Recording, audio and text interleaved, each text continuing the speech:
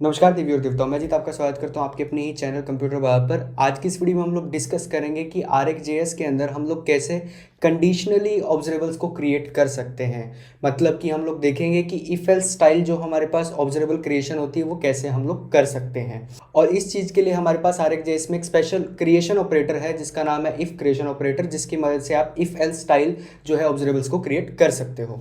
RxJS में से मैंने इफ नाम के इस क्रिएशन ऑपरेटर को बुला लिया है। इसका पूरा नाम IIF है, मैं इसको इफ ऑपरेटर बुलाता हूँ। इसका इस्तेमाल हम लोग कैसे करते हैं, इसको कॉल करते टाइम हम 3 आर्ग्यूमेंट पास करते हैं। पहला आर्ग्यूमेंट जो होता है वो होता है कॉल बैक फंक्शन, जो ट्रू या फॉल्स को रिटर्न करता है, मतलब यहाँ पे कंडीशन आती है। दूसरा आर्ग्यूमेंट इसके अंदर क्या होता है, वो ऑब्जर्वेबल जो ट्रू वैल्यू पे रिटर्न करेगा, और तीसरा आर्ग्यूमेंट फॉल्स वैल्यू पे कौन सी ऑब्जर्वेबल आपको रिटर्न करनी है। एग्जांपल के लिए हमारे पास एक वेरिएबल है जिसका नाम मैंने रखा है इज ऑथेंटिकेटेड और इसकी स्टार्टिंग वैल्यू ट्रू रख दी है। तो कॉल बैक फंक्शन जो मैं पहला इसको पास करूंगा उसमें कहूंगा इज ऑथेंटिकेटेड कि ये तो ट्रू या फॉल्स इसके बेस पे एक्शन लेना है। ठीक है जी, अगर ट्रू होगा तो कौन सी ऑब्जर्वेबल क्रिएट करनी है या क्या चीज आपको ऑब्जर्वेबल के तौर पे देनी है। ट्रू वैल्यू के लिए ऑफ नाम का ऑब्जर्वेबल जो है उसको यूज करने वाला हूँ। RxJS में से मैंने उसको बुला लिया कि माने अगर ये ट्रू होगा तो ये वाली ऑब्जर्वेबल आपको रिटर्न करनी है, अदरवाइज क्या करना है, आपको एक ऑफ दूसरे वाला ऑब्जर्वेबल उठाना है जिसमें सिंपल एक हमारे पास ब्लैंक एरे होगा। पहले वाले में, ट्रू वाले में हमारे पास कुछ वैल्यूज होंगी उसके अंदर। और इसी को मैंने सब्सक्राइब करके कंसोल पे लॉक करवा लिया कि ऑब्जर्वर, और फिर जो भी रिजल्ट हमारे पास होगा इसको अगर ब्राउजर में हम रन करते हैं तो ऑफकोर्स हमें अजीत और रोनाल्डो वाला जो ऑफ से रिजल्ट आ रहा है वो मिलेगा। हमें ब्राउजर में आउटपुट मिल रहा है ऑब्जर्वर, और जो भी एरे रिटर्न करे उस ऑफ ने वो मिल रहा है। और अगर फॉल्स करता मैं इसको ऑथेंटिकेटेड को फॉल्स कर देता हूं तो हमें दूसरी जो ऑब्जर्वेबल है जो कि एम्प्टी वाली है वो वहां पे आउटपुट में दिखेगी। तो आप देख पा रहे हैं यहाँ पे एम्प्टी हमारे पास एक एरे आ रहा है ऑब्जर्वेबल, जो थर्ड वाला आर्ग्यूमेंट था हमारे पास। और हम फर्दर कैसे इसका यूज कर सकते हैं, इसको मैं ट्रू कर देता हूं। अब मैं क्या करूंगा, एक और सब्सक्रिप्शन लूंगा और उस सब्सक्रिप्शन से पहले इस ऑथेंटिकेटेड को फॉल्स कर दूंगा। तो माने कि ये मेरा जो होगा फर्स्ट ऑब्जर्वर, और एक मैं सेकंड ऑब्जर्वर और बनाऊंगा। मैंने यहाँ पे सेकंड ऑब्जर्वर से पहले इस ऑथेंटिकेटेड को फॉल्स कर दिया, तो आप देखेंगे कि फर्स्ट ऑब्जर्वर को जो वैल्यू है वो ये वाली मिलेगी जिसमें अजीत और रोनाल्डो नाम का एरे था।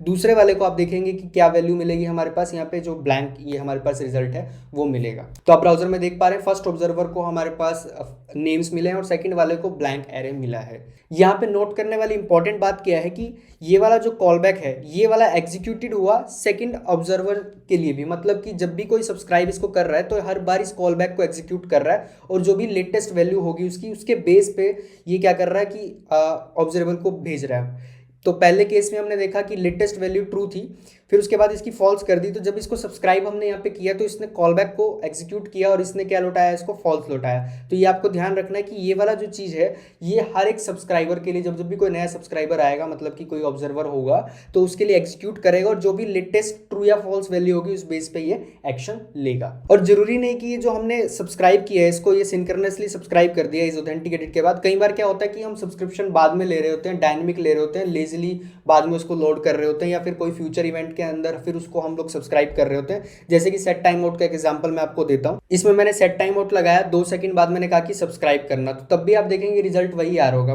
कहने का मतलब ये है मेरा कि ये जरूरी नहीं सब्सक्राइब आप सिंक्रोनसली करो, ये हो सकता है लेटर आप बाद में फ्यूचर में किसी तरीके से इवेंट में कुछ भी करके आप इसको सब्सक्राइब कर रहे हो सकते हो। तो यहाँ पे हम ब्राउजर में देखें तो रिजल्ट वही वाला है, फर्स्ट ऑब्जर्वर सेकंड ऑब्जर्वर थोड़ा लेट आया, और उसमें क्या है कि हमारे पास ये ब्लैंक आ रहा है। सेट टाइम आउट वाला तो आपको समझ आ गया होगा। अब मैं क्या करने वाला हूँ, एक बटन लूंगा HTML के अंदर, उस पर जब क्लिक करूंगा तब इस वाले को सब्सक्राइब करूंगा, तब भी आप देखोगे कि ये कॉल बैक को एग्जीक्यूट करता है, लेटेस्ट वैल्यू को लेके आता है। HTML में आता हूँ, मैंने यहाँ पे बटन ले लिया, उसकी आईडी दे दी बटन और उसका नाम दे दिया लोड नेम्स। अब इस बटन पे जब भी क्लिक होगा तब मैं जो सेकंड वाला ऑब्जर्वर है उसको कहूंगा कि मतलब सब्सक्राइब करने वाला हूँ। मैंने बटन का रेफरेंस ले लिया और उसके बाद बटन पे एड इवेंट लिस्टनर लगाया कि क्लिक पे मुझे क्या करना है, इसको सब्सक्राइब करना है। अब देख पा रहे हैं फर्स्ट ऑब्जर्वर की तो वैल्यूज आ रही है हमारे पास। जैसे मैं करता हूँ लोड नेम पे क्लिक तो सेकंड ऑब्जर्वर हमारे पास ब्लैंक एरे आ रहा है, क्योंकि इज ऑथेंटिकेटेड फॉल्स था उस केस में। तो ऐसे भी आप कर सकते हैं कि लेटर ऑन उसको सब्सक्राइब कर रहे हो। ये वाली चीज़ जो हमने ऐसे लिखी, मैं क्या कर सकता था, फ्रॉम इवेंट भी ले सकता था। याद हो आपको पिछली वीडियोस में मैंने फ्रॉम इवेंट के थ्रू भी आपको बताया था कि आप इवेंट्स को क्रिएट कर सकते हो अगर प्रॉपरली एक ऑब्जर्वर पैटर्न लेके चलना हो। तो ये वाली जो चीज़ है इसको मैं कर देता हूँ कमेंट, और फ्रॉम इवेंट के थ्रू मैंने कहा कि gate element by ID button ले लिया, एज HTML बटन क्लिक किया, उसके बाद सब्सक्राइब किया। मतलब ऑब्जर्वर पैटर्न का मैं थोड़ा इस्तेमाल यहाँ पे कर रहा हूँ। अभी भी रिजल्ट वही वाला आएगा जैसे पहले आ रहा था, बट मैंने यहाँ पे क्या किया, डोम वाला ट्रेडिशनल अप्रोच ना लेके मैंने ऑब्जर्वर पैटर्न का यूज किया फ्रॉम इवेंट के थ्रू। अब आगे की तरफ बढ़ते हैं। अभी मैंने ऑफ यहाँ पे ट्रू वैल्यू के लिए भी लिया था और फॉल्स वैल्यू के लिए भी ऑफ लिया था, लेकिन जरूरी नहीं है यहाँ पे कि आप सेम तरह का ऑब्जर्वेबल यहाँ पे लौटाएं। मैं ये भी कर सकता था यहाँ पे कि फ्रॉम ये और देन ऑफ वाला इसको ऐसे कर देता, इस वाले की अब हमें जरूरत नहीं है, मैं इसको हटा देता हूँ। मैंने इसको पहले जैसे ही कर दिया और फ्रॉम को मैं क्या करता हूँ, बुला लेता हूँ RxJS में से। तो यहाँ पर हम देखेंगे आउटपुट में क्या आएगा, फर्स्ट ऑब्जर्वर अजीत, फिर आएगा फर्स्ट ऑब्जर्वर रोनाल्डो। फ्रॉम वाली वीडियो आप मेरी जाके चेक करना अगर आपको नहीं पता कि फ्रॉम की वर्किंग कैसे हो रही है यहाँ पे। और इस वाले केस में फॉल्स हो जाएगा तो सेकंड ऑब्जर्वर ऑफ, फिर से क्या आएगा, ब्लैंक ही आएगा। तो आप देख पा रहे हैं first observer Ajit, first observer Ronaldo, second observer में ब्लैंक एरे आ रहा है।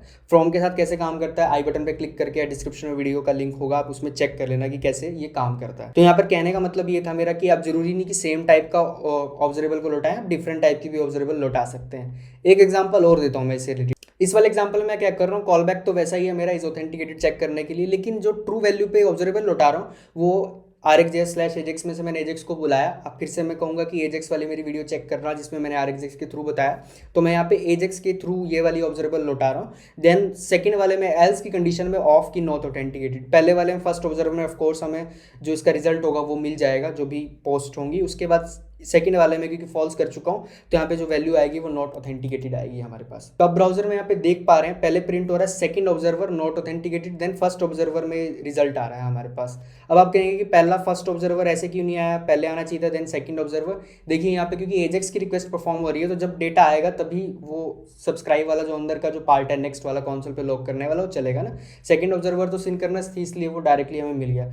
एक बात और इंपॉर्टेंट मैं आपको बताना चाहूंगा कि इसमें हम ऑब्जरेबल को लौटा रहे हैं, यहाँ पे भी ऑब्जरेबल है और एल्स वाले पार्ट में भी, मतलब एल्स रिजल्ट में भी ऑब्जरेबल है, पर जरूरी नहीं यहाँ पे ऑब्जरेबल हो, आप प्रॉमिस का भी यूज कर सकते हो। अगर मैं इसको रिप्लेस कर देता हूँ फेच एपीआई के थ्रू जो कि एक प्रॉमिस लौटाती है, सेम वही चीज है और ऑफ वाला वही है, तब ये भी आप काम कर सकते हो। तो मतलब कि ये बहुत स्मार्ट है, यहाँ पे RxJS का जो ऑपरेटर है ये समझ जाएगा कि आप प्रॉमिस या ऑब्जरेबल लौटा रहे हो तो दोनों के साथ ही काम कर लेता है। अगर आप यहाँ पे देखेंगे रिजल्ट तो ब्राउजर में आ रहा है first observer response of course आ रहा है जो भी, then second observer not authenticated वैसे ही आ रहा है। यहाँ पे मैंने फेच वाला जो रिजल्ट है उसको जेसन में कन्वर्ट नहीं किया, पहले वाले में जेसन मिल रहा था जब मैं एजेक्स के थ्रू कर रहा था उसको, जो कि RxJS वाला। चाहूँ तो इसको भी कर सकता हूँ जेसन में कन्वर्ट, एक फंक्शन ले लिया गेट पोस्ट के नाम से और इसमें मैंने ये इसको जेसन में कन्वर्ट करके किया है। और ऑफ कोर्स क्योंकि एसिंग फंक्शन है तो ये भी प्रॉमिस ही लौटाते हैं तो गेट पोस्ट में ऐसे कर सकता हूँ। तो यहाँ पे मेरा जो रिजल्ट है वो जेसन में मुझे मिल जाएगा। आप देख पा रहे हैं फर्स्ट ऑब्जर्वर का जेसन में रिजल्ट आ रहा है। चाहो तो यहाँ पे भी दूसरी तरफ भी एल्स में भी वही दे सकते हो कि प्रॉमिस डॉट रिजॉल्व कि नॉट ऑथेंटिकेटेड या समथिंग कुछ ऐसा,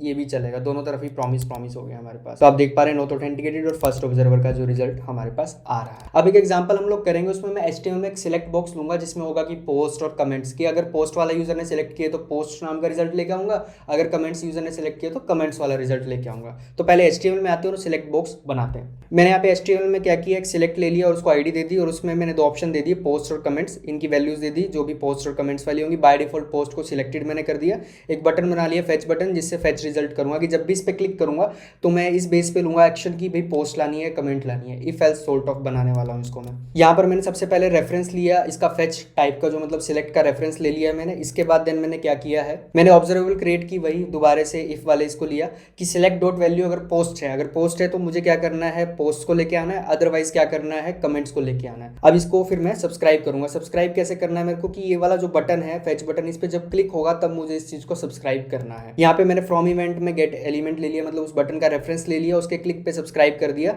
और सब्सक्राइब के अंदर फिर से मैंने किसको सब्सक्राइब किया, इस ऑब्जर्वेबल को।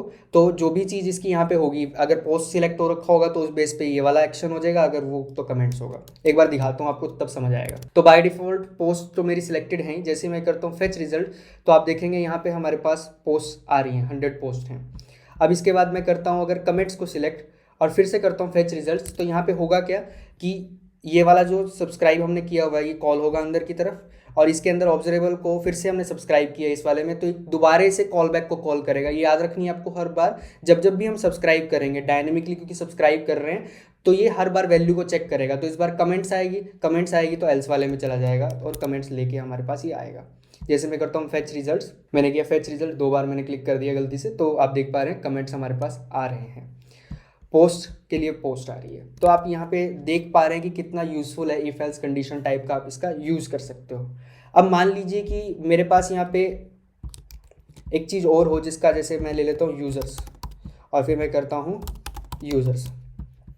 देखने में सिंपल सा है, तो होगा क्या कि पोस्ट वाले केस में तो सही है कि पोस्ट है, अगर है हाँ जी तो पोस्ट वाले को लिया है, लेकिन अगर पोस्ट नहीं है, कमेंट्स है, यूज़र है, तो ये तो एल्स केस होता है ना हमारा। तो ये हर बार केस में कमेंट्स को ही लेके आएगा, चाहे वो यूजर्स वाला केस हो चाहे कमेंट वाला केस हो।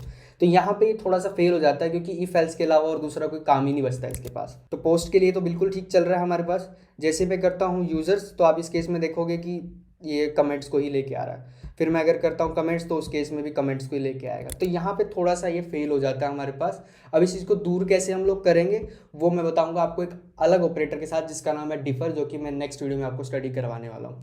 होप्स हो कि आपको वीडियो में बहुत कुछ समझ आया होगा। काफ़ी इंटरेस्टिंग था ये टॉपिक। इफ एल्स के थ्रू हम लोग कैसे, मतलब उस स्टाइल में ऑब्जर्वर पैटर्न में कैसे क्रिएट कर सकते हैं ऑब्जर्वेबल्स को, यहाँ पे हमने ये जाना। वीडियो पसंद आई तो वीडियो को लाइक करें, शेयर करें, चैनल को सब्सक्राइब करें, कमेंट में अपने विचार लिखते हुए जाएं। आप डिस्कॉर्ड पे हमारी कम्युनिटी को ज्वाइन कर सकते हैं, लिंक डिस्क्रिप्शन में दिया हुआ है। इस वीडियो का सोर्स कोड भी आपको डिस्क्रिप्शन में मिल जाएगा। मैं मिलता हूँ जल्दी आपसे नेक्स्ट वीडियो में। वीडियो देखने के लिए आपका बहुत बहुत धन्यवाद।